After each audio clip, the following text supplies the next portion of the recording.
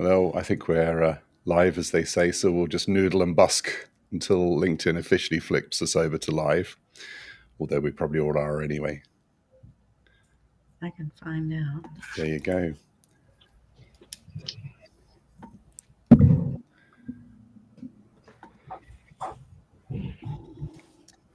There's always a little lag on these things, isn't there?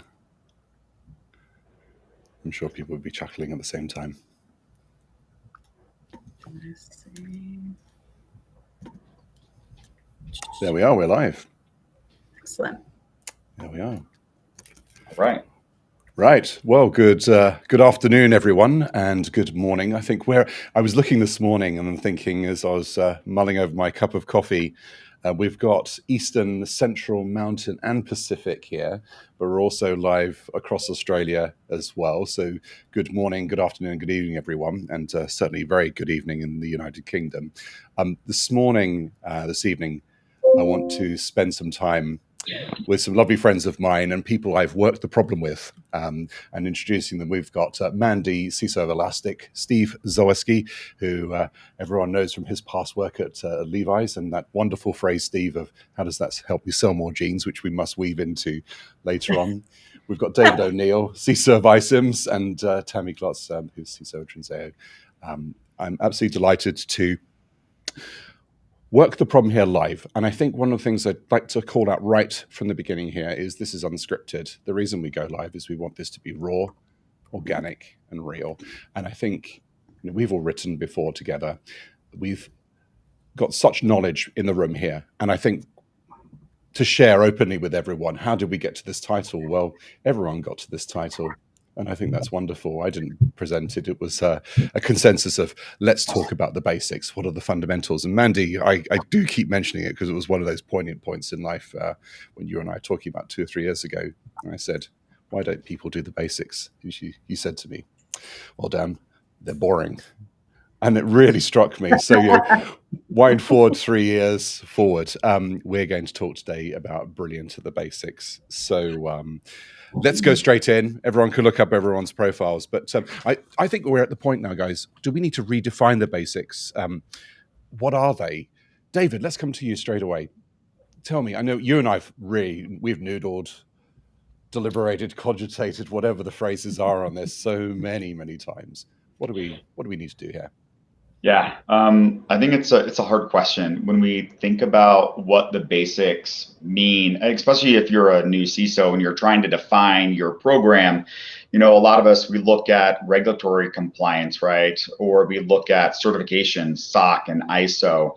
And the truth is, in my opinion, the basics, when we define them by these standards, they're good and they help us, get sales and get certified. But people all day, go look at the breaches. You'll find people everywhere getting hacked, and they have ISOs and SOCs and different certifications. And so the basic really has to be defined by you and the team and what actually matters to the business. And if you don't know what your top 10 risks are, sit down and figure them out. It's a good advice, isn't it? Yeah.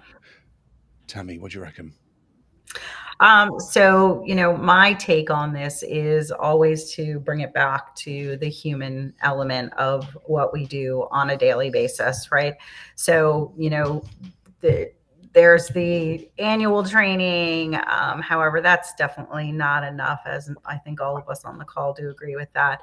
But is that continuous awareness and elevating the risks within the organization, providing learning opportunities as a result of incidents or events that are happening, because so many folks are like, oh, that never happens here.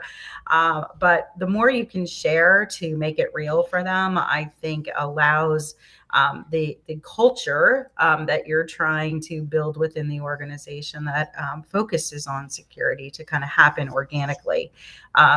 We, bring about stories. We have individuals within the organization who come forward with stories and want, would you be interested in hearing what happened to me? Can I tell the organization? And so for me, that's always foundational is, focusing on that training and awareness element, because we all know that, the human is usually the root cause of an incident, whether it be a click, whether it be credentials, whatever, right? So the more that we can build them up to be part of the protection strategy, I think is ideal. One of my big things is that folks are, oh, your humans, your employees are always your weakest link. Well, for me, that's not the message that I want to send to the organization, right? I turn that on its head and make them or empower them to become the strongest link in the organization as well. So really focused on that.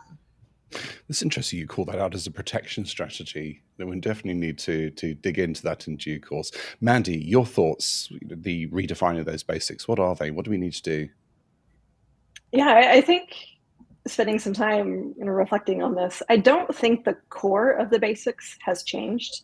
If you think of the basics as awareness, education, changing default passwords, keeping things current and patched and up to date, least privilege access as best as you can approach it. I don't think those have changed. It's just all the ways we now need to focus on making them happen. So it used to just be our data center and our infrastructure. Then it was SaaS. Now it's cloud. Now it's AI. And they're not going away. They're building on each other. And so it's how do we, one, just even keep up from a knowledge perspective on what all we need to do and visibility. So I think the core objectives have largely stayed the same. Input validation. I was just reading something earlier that was input validation issues on LLMs. Like, well, we've been talking about input validation for decades. But how do you apply those same core objectives in new technology? And then how do we build that knowledge base? How do we build that skill set? Is challenging. It is, isn't it? And I'll note that for later on, actually. Steve, you've got a really interesting view and such a breadth of the people you talk to as well. What's your, if I said, Steve, where are the basics? What do we need to be doing here functionally and wider?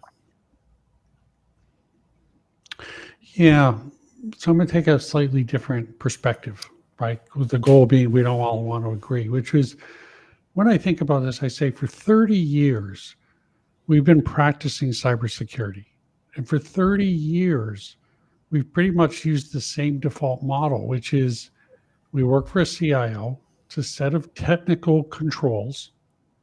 And then what we've tried to do is prioritize the order of all the technical controls that we've been incrementally introducing over 30 years.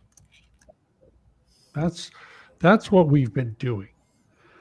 And I would say in the last 5 years, and why we're asking this question is, what does brilliant at the basics mean? Is I think what we're seeing in the industry, the practice of cybersecurity versus the profession of what a CISO is and how a CISO is being evaluated to being successful, is that brilliant at the basics is kind of translating back to a fundamental set of questions, which is, am I here to secure the company? Am I here to protect the business? Or am I here to sell more jeans, which is to maximize revenue with good enough security? Now, if you simply say which of those three questions is how each of us evaluates our success in the company, out of that comes prioritization of technical controls, but really is, are we prioritizing the right lines of business over other lines of business? Not just are we prioritizing the 32 technical controls that ideally we want to implement. This is interesting. Okay, so let's throw this open to the floor and hawk a little here. So you've just made me think, Steve. The objectives can be different, right? Based on the lens through which you see them. And that lens can either be organizational, the group that you're working, or your own. And people bring different character, don't they? Different CISOs bring different character to what they're doing. So is this a matter of interpretation as much as anything else, do you think? Let's throw that open to everyone. I'll jump in on this one. For me, that's where I see the combination of what are the basics from a core security perspective, and then layering on the risk appetite for your organization. Mm-hmm. One of the key things that I have worked with teams that I have participated in over a number of years is helping folks understand, especially security analysts, that there's a difference potentially between their individual risk appetite and the company's risk appetite. Yes. And really Yes. helping identify when there's a mismatch and really having that conversation of, this is the company's risk appetite. If you as an individual are not comfortable with that, then we need to have one conversation. Or if you can operate within this framework, that's a different conversation. But really making sure that those are aligned. And if you don't have that, that's where you create find a lot of the tension between security teams and the business on what do we need to enforce, what do we need to implement. And so I look at them as, every organization's different. And so how you need to achieve the basics is different. To what level you need to achieve the basics is different. But I separate them from a more kind of program perspective to risk appetite to determine the level of implementation. And to build on what Mandy's saying, I mean, I think the other piece of it is to really right size them for the organization as well, right? If you look at the size of the organization, the industry the organization participates in, there needs to be a very conscious decision about what is most appropriate that fits with the risk appetite of the organization. But I often will challenge my team and say, just because we can doesn't mean we should, right? And really having to kind of like pull back a little bit and say, is it good enough, to what Steve brought up as well, right? Because we don't all have the ability, have the funds to do everything we should. So it's back to that prioritization of what's most important for the organization. Yeah, and it's that good enough that I find folks have a really hard time. Oh, Yes. Yes. They want everything Yes. to be perfect, but that's not the reality. Oh, I'm Correct. seeing smiles all around here. David, come on, help us here. Is this, what's good enough? Is this the scientist in all of us or something? Why do we, where do you stop on this continuum? I've got a multi-dimensional axis building in my mind here right now. Great. I mean, good enough is, as everybody has said, it's prioritization, it's right sizing, it's making what works for the business and understanding the risk appetite, right? If we want, and I'm sure I could set this up and everybody here would get it. And that is, how do you get the most secure where you're 100% sure that nothing bad will happen, that you'll never get breached, that you'll never have an incident? Shut the business down. Like we all know, like it's not possible, right? And so it's 100% about identifying that good enough and setting expectations. And absolutely right. Teams have a really hard time with this, but there are these controls and we have to do this. But as risk leaders, our job is to help navigate the business, because our future shouldn't rely on one single control. Like we should have a layered approach, and we know where we have risk and we help the business navigate that. So we're not dependent on any one thing to protect us. It's a very layered approach. It is, isn't it? And then let's move on to the next part of our discussion that we published here, because not go on, yet. Steve. Not yet. Not yet. This is Come on. live. Okay, so for all the audience who hear, okay, we agree to collaborate. I want to add another concept here to this, because you introduced good enough security. And it was really interesting, I think, for most people to hear how you answered it. Okay. And I go, but again, 30 years of technical controls being good enough versus being perfect, and looking at, let's just say, the 30 controls. I think about it as, if it's good enough security, what is the cybersecurity poverty line for the company in order to keep it legal? Not that we try to have a robust security function. Okay. So now, brilliant at the basics is, what's the minimum I have to do to be able to allow the company to stay in business? Okay. And maximize the amount of risk, because that's what the company wants to do. So how do I reevaluate now and think more like the attorney that we have for our businesses, whose job it is to be able to offer advice as to what to do to make sure you stay legal. And then you say, that's good enough. And now, if that's what it is, what technical controls do I truly need to be able to address that fundamental business requirement, as opposed to us approaching the business about how we can implement SOC 2 or SOCs in good enough from our perspective and not perfect. See the complete different shift, which is where a lot of security practitioners are really struggling because it feels wrong. It's not how they want to take ownership of the problem. There's the tension, Steve, isn't it? You've just got it in one. Let's put a whacking great big stake in the ground here and say there is that friction that we've got here. We've got, back to the first point, right? Competing priorities. Would you agree? Mentally. Yes. And I think that's where we're going is now we as a CISO, right, are realizing that that's what I said. If we're here to secure the company, it means that I can inject as much friction into an efficient business process as the security guy, deem necessary, because the goal is to prevent a breach. Okay. If the business has rebelled and said, no, I'm here to sell jeans, I have to have a conversation. I have to negotiate with them as to how much risk versus how much security can it look like. Okay. And then if it's, I'm here to sell more jeans, period, is I got to get security out of the way to let this company have maximum flexibility to do what it needs to do. And what life insurance policies or insurance policies as a CISO do I provide to let them play in traffic, but minimize the damage when they inevitably get hurt?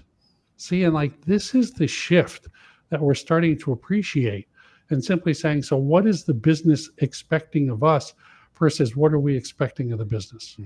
Interesting. So let's layer now the capacity question on top of this, which is, well, we said discipline versus distraction, didn't we? Which was, this again, gosh, going to need another dimension here. Discipline, distraction, continuum. And, how many times did I hear last week over in CISO Melbourne the word capacity? I'm at capacity. Let me throw that one open to everyone here. How do we deal with that, especially layering our conversation here from core to that tension we're discussing? Who's going to take that?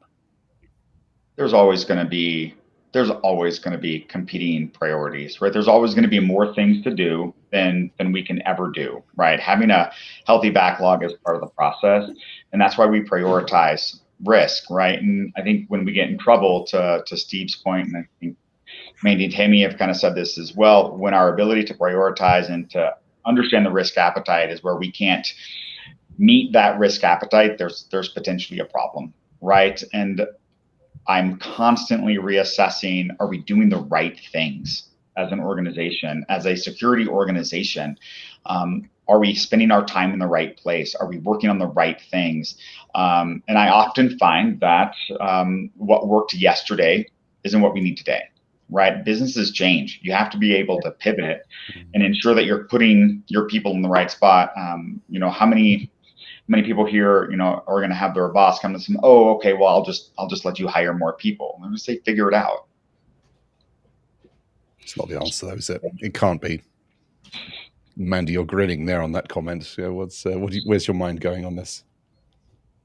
Oh, it's the last comment of hire more people. I think I frustrate my team's little bits in that hiring more people to me is the action of last resort. And it's what other changes have we tried? Have we implemented? Is it self-service? Is it automation? Is it rethinking how to approach what we're doing to do it in a different way that may take less time? And just really challenging folks to think of everything they could possibly try. And if that still doesn't get us where we need, then we'll look at hiring more staff. That's there's another more option on the volume perspective. I'm sorry, go ahead, Dave. I was just going to say there's the other one, which I tell my team is, do we need to do it? Can we stop doing it? What happens if we stop? Yeah. Like if we're the only ones that complain, is it actually helping the business sell more jeans, right? To Steve's point. Yep, exactly. It is that continuous risk assessment that needs to come into play because, Dave, as you said, the business changes, they have to pivot. Maybe there's a new line of product or new production operations that's being introduced, and that changes the dimension of the risk of the business. For me, if we start making a new chemical to serve a new industry, and the composition of that is, toxic or explosive, that could change the game, right? And what we're doing from a protection perspective. So let me ask this. Right, because when I hear this, I go, so we're talking about the fundamentals, and then what Dan said was versus the exciting. right? Which was, so are we chasing the exciting versus staying focused on the core fundamentals? Well, what we're hearing is as the businesses pivot, because the businesses have to evolve, okay, what we try to do is continue to do everything that we have been doing, and then we expand the basket because the cloud came and we ended up having a service edge that's the data, or AI came and now we have a new kind of service edge of Gen AI, right? Where it's an addition and we don't have the new controls to do this new thing. Okay. I would argue for being brilliant at the basics is, okay, at what point do we acknowledge that some things like role-based access control, just we cannot ever get right because the business just will not facilitate that conversation. So at what point do we pull the ripcord on role-based access control, call it good enough, okay, and then go focus on the shiny new at the expense now of stopping doing things that don't make any sense?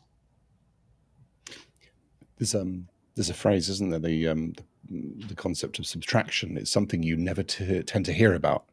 You know, what did we remove? What did we eliminate? What do we reduce? You know, do we keep stacking our problem? That's where you're going with this, right? That's where everyone's going with this. We just keep stacking each. So we're here. We've got our 3-4 axes now, and we're stacking on each of them. We have a timeline in each of them, and it's just getting more and more.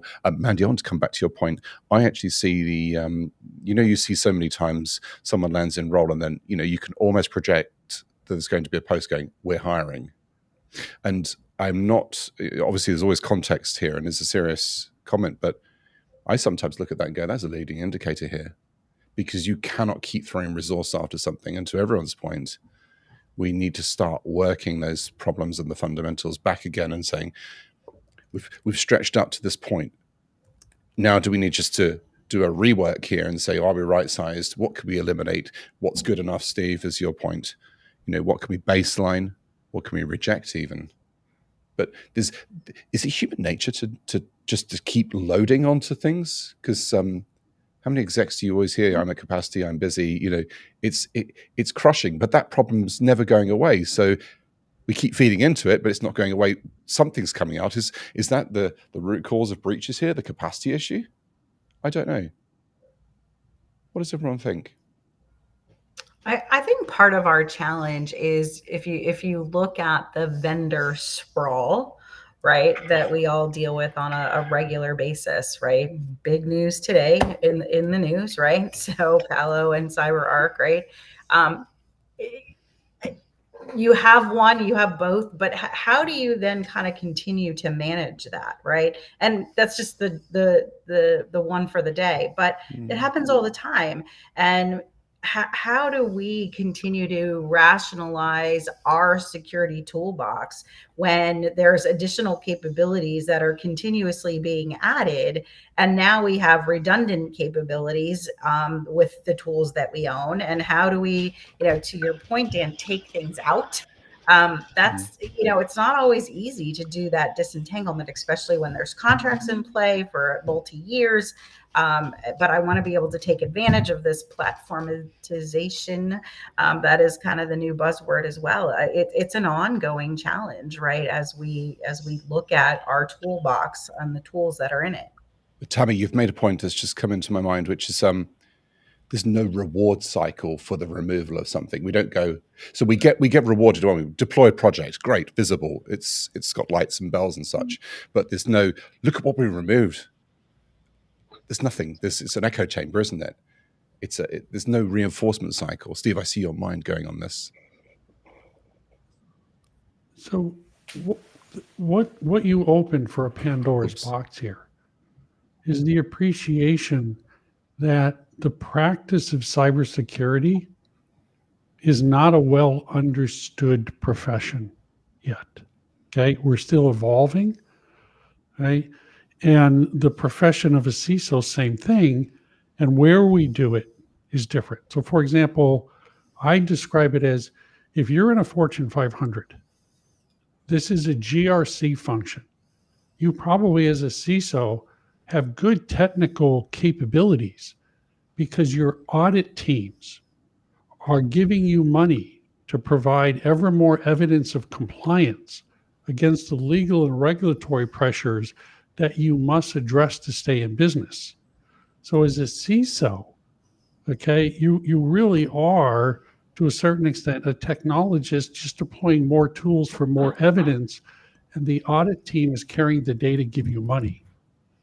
If you look at a SaaS CISO, or a SaaS CISO, right, in order to be able to be successful, has to work with the CEO and the sales team so that if I buy your product, you have to convince me that you can be trusted with my data, my business data and my consumer data. Okay. That's a very different posture as to what I'm trying to do there. And then if I'm a small to medium enterprise and I build things like Tammy, I deliver fuel, petroleum product, okay? Or I make bathtubs, or I'm a plumbing supply house, okay? Cybersecurity there is just a necessary evil.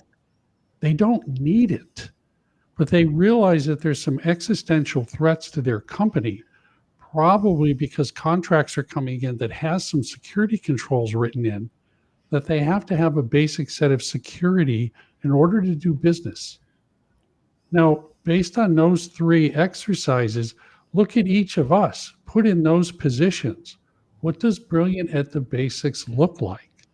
Appreciating how the business perceives cybersecurity and the leverage that we have relative to what the company needs. This comes back to the distraction problem again, the metaphor I used last week. You all know I love aviation, and the commercial aviation aspect is so interesting because it builds on such a resilient model. And we have this phrase, which is aviate, navigate, communicate. And there's so much redundancy, resilience and such built into the process. But if something goes bang or pop, we need to work that problem. And a bit like the audit team comes in and then says, was that cheese or ham you wanted for lunch? We have an engine failure. I'm dealing with that. Thank you. Yeah. Was that coffee or tea? And it's just so many competing demands in such, let's sometimes say, that there's a rigid audit cycle that needs to be met for all the right and questionable reasons, whatever they might be. But then they're also asking the wrong sets of questions, which may not be appropriate for the spirit, the intent of the business as well. And ultimately, all we're trying to do is fly our approach. And there's an interesting concept we have, which is called the sterile cockpit or environment. Below 10,000 feet coming into approach, we don't talk about anything other than what we're going to do, land. And it's a lovely practiced, defined system. Now we're coming into land on some corporate event somewhere, and then audit team come in and say, well, I need this evidence, and it's not necessarily tangible. So how do we deal with that? Because these distractions, again, are so... they're not real sometimes to our real mission, but we've got to accept them as well. And what's your experience? That's what I'm trying to get at here, of holding those at bay, running with them, regulating them. How do we manage this flow, guys? So I'll take a first stab at that. And this is something I've actually had to do in past lives. And that's, if you're getting hung up in the audit process, there's a good chance you have the wrong auditor. Right. Change auditors. Right. Get someone who understands your business, right, and is asking the right questions. Don't be afraid to change auditors, and get one that understands the business and is able to ask the right questions at the right time. Makes a huge difference. So auditing is part of the problem, but it's also about getting the right auditors, because it's kind of like a legal aspect, right? Like, we can interpret it any way we want to read it. And so we got to get the right auditors in place that understand the type of business we are. And it becomes very transparent, very clear when you don't have the right auditors in place. Being a former auditor, I 100% agree. You can have very different types of auditors coming at very true. There's a confession, Mandy. But hold on, an auditor is a very powerful role, right? There's an awful lot you can induce in an organization with that kind of your view of what your priorities are, right? Let's run with that. Use your power for good. So they can identify something bad, right? But like, if it's on a SOC 2, right, I'm going to have a list of observations or recommendations. Like, I still get my opportunity to have defensibility against that. Like, my comments go after theirs, and then my signature's at the bottom.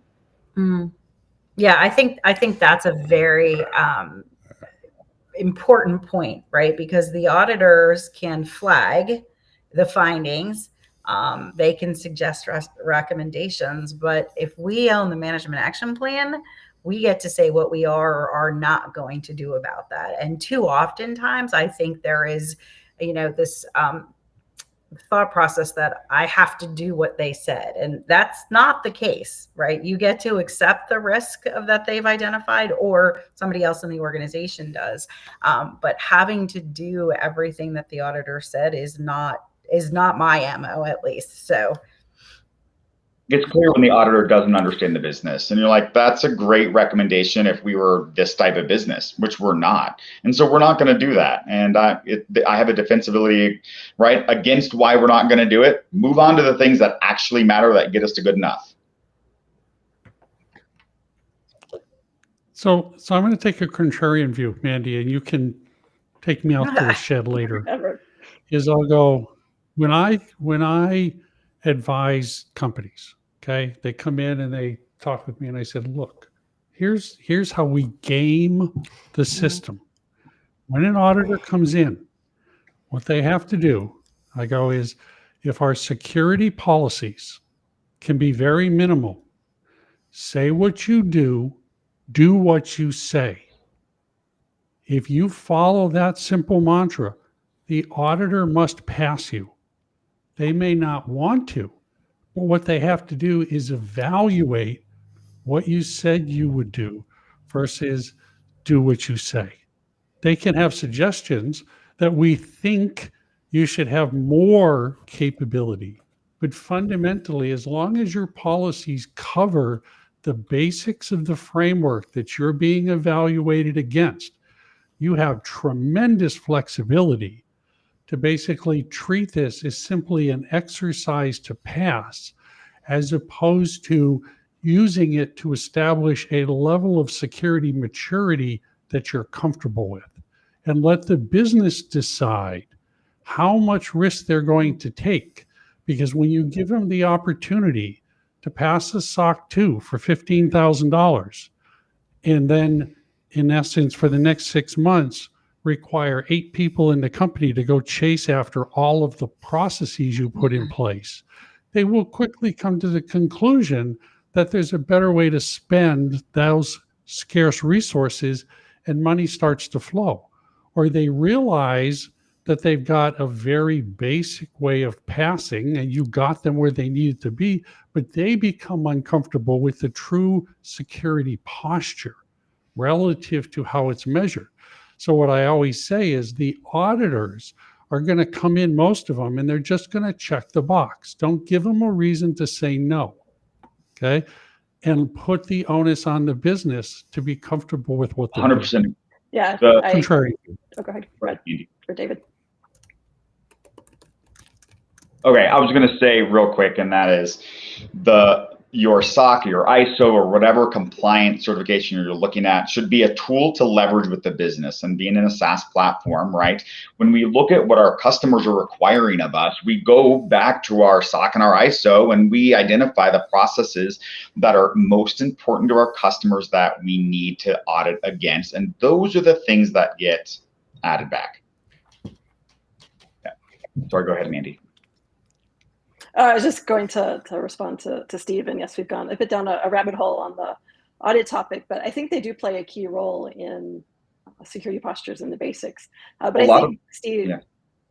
I find the approach that you described, yes, very effective for those auditors that are coming at it looking at either I want to play a gotcha role in this organization or don't understand the business. If you have an auditor coming in that truly understands the business, understands the risks, wants to help the organization be successful and help factor in not just the frameworks and the policies, but looking at the design gaps in it. Are there aspects of a policy that are missing, and highlighting that, but really helping the business be successful? And those are the auditors that are very, very few and far between. And if you find one, stick with them. Grab it, contain it, study it, duplicate it. See, and here's what's funny, and this is when I'm talking to Mandy, right, which is what I prescribed was effective, but for most security practitioners, it's offensive. Yes, I agree. Because it goes against what they think is right. Okay. And they don't want to lower themselves to just being a checkbox for the business. They fundamentally believe they have an obligation to improve the security posture for the company. Right. And that's what we were talking about. That leads us on to our fourth topic, which is who owns security. And it's interesting, isn't it? Sometimes maybe that can be by proxy that auditor, depending on the character of the auditor here. Going back right to the beginning, we've got the character of the CISO, we've got the character of the auditor. Wow, there's a tension potentially. But one thing I love about cybersecurity is it's, and certainly breaches and hacking. I don't love breaches, of course. It's the study of how they don't happen. Obviously, it's the universal leveler. It really is, because we can have all this audit, we can have all these controls, we can have the mountains of things that we do, and that hackers are very, very smart. Organized crime, let's perhaps replace that phrase with now, and they know how we work and they know how to figure stuff out. And I always bring it back to a phrase. It's great having that audit, but is it working that real problem of what will get us hacked? What does the business need? How can security be an enabler, defensive controls, etc.? So it's concerning, isn't it? And to the point of that, say that audit that we just mentioned, just passing it's all very well and good, but that to me makes me seriously worry of that we're creating a leading indicator of a future breach in it, because we haven't worked the problem correctly. Got the cert, but we haven't worked the problem. And how many times do we see that being de-scoped as well? So now we've suddenly got, introducing such a supply chain issue in here. And it's very concerning. We're almost shortcutting. Just as a side, my first ever ISO 27001 audit, it wasn't about cybersecurity. It was about my documentation numbering system, version control, and then having a conversation about, can we trust PGP? Really? I thought we were here worrying about risk and working a risk problem here. So, So we definitely gone down a rabbit hole of audit there, which is important. But let's bring this now into this next question, which is who owns security, and talk about the accountability, prevention, and then perhaps this wonderful panacea of the resilience mindset as well. Where do we go with that? Who's owning this now? Because I see that we might have a formal owner, but we've got all sorts of owners, haven't we? Mandy, you're smiling away. Yeah. Share your thoughts here. I'll share my perspective, and it will circle back to include the auditors. So I spent a lot of time in financial services, and for those not in financial services, there's the 3 lines of defense model that a lot of organizations use. So your first line of defense are those that are hands-on keyboard, the ones that have the day-to-day responsibility of taking actions. Your level 2 defense are your governance, your monitoring, what's happening, how do we make sure that the level 1 folks are doing what they're supposed to be doing. And then third line of defense is watching the watchers. So this is where the auditors, whether internal or external, come in. And the way I try to focus it is I try to keep core InfoSec programs that I've been involved in really focused on that level 2, not tied into the day-to-day operations, and really pushing the day-to-day responsibility as close as possible to the teams that own the business processes that need to take that security action. And for me, that brings one thing. If I'm in an organization where whenever any information security type question comes up, if they go, the InfoSec team is going to take care of that.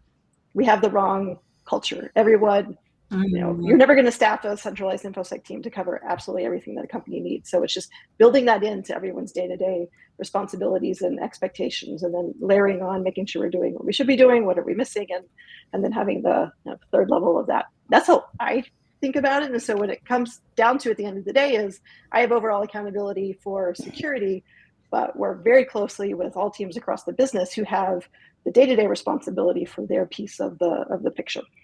You've just tiered it out, Mandy. You've tiered out the accountability versus the responsibility component here. Tammy, for sure. I know you're big on this. Yeah, so where to start, right? And there's some very simple examples that we can draw on to highlight the accountability versus the responsibility. And we were honestly just talking about this today in the context of role-based access. Steve mentioned that earlier as well, right? We as the cybersecurity, the information security team have to be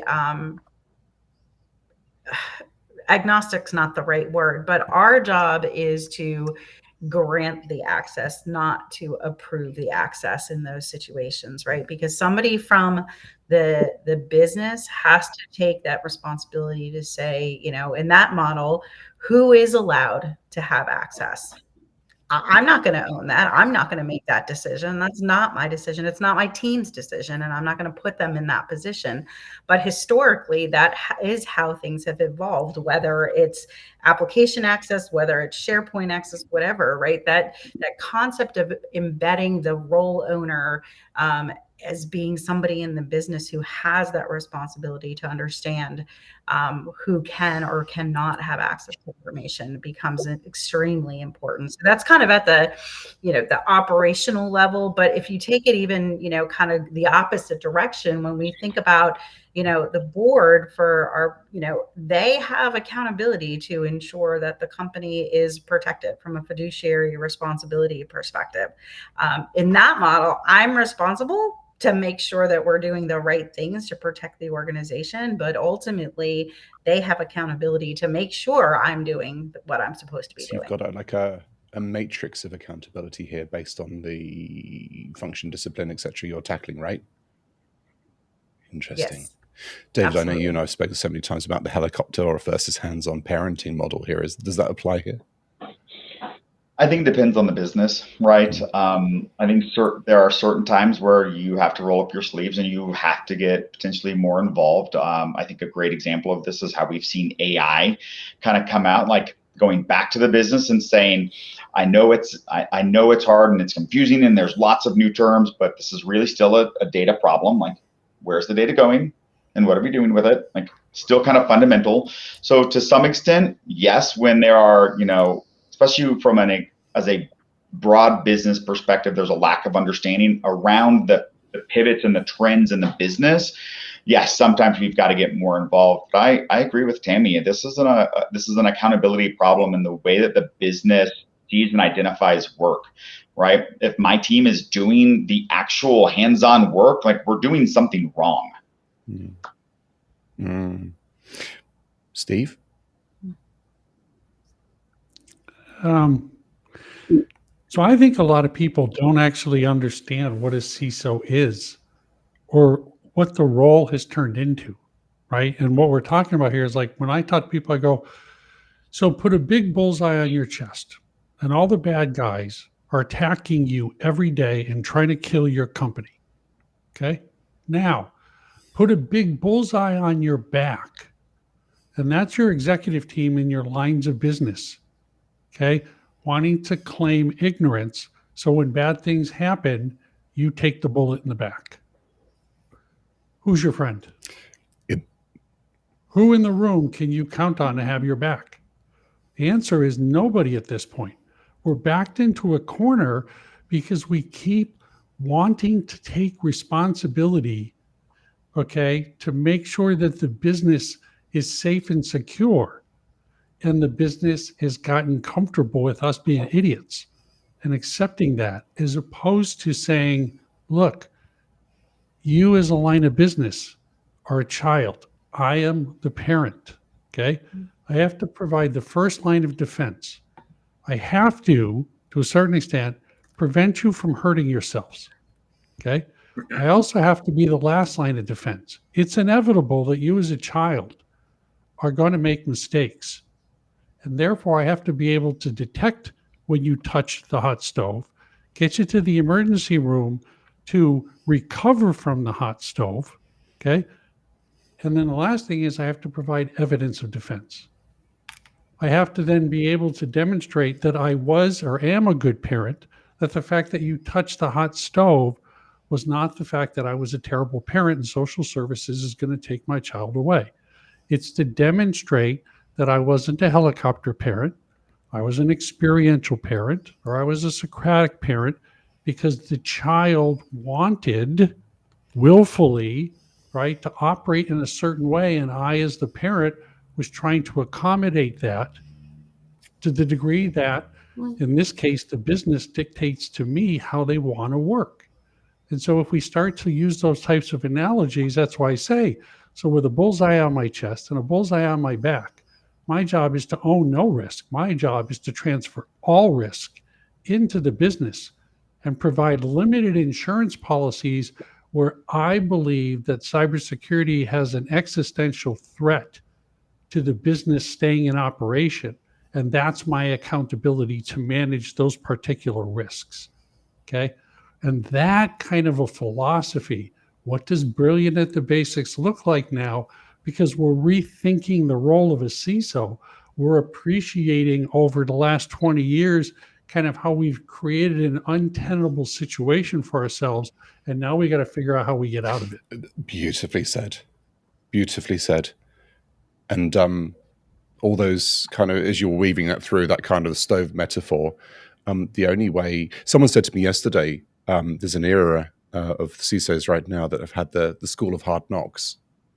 They've had the bruises, the difficulties, the challenging experiences, something serious didn't happen, but it got close and such. But as you were also saying that, Steve, I was weaving in my mind, who's got our back? Well, we've actually all got each other, which is the wonderful community that we all have here.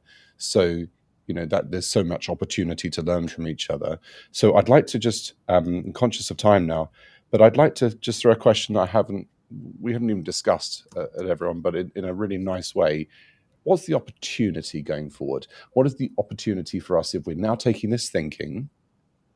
We've defined so many problems that's preventing us or possibly enabling us to be brilliant at the basics. What opportunity do we see? And I'll just throw that up for everyone.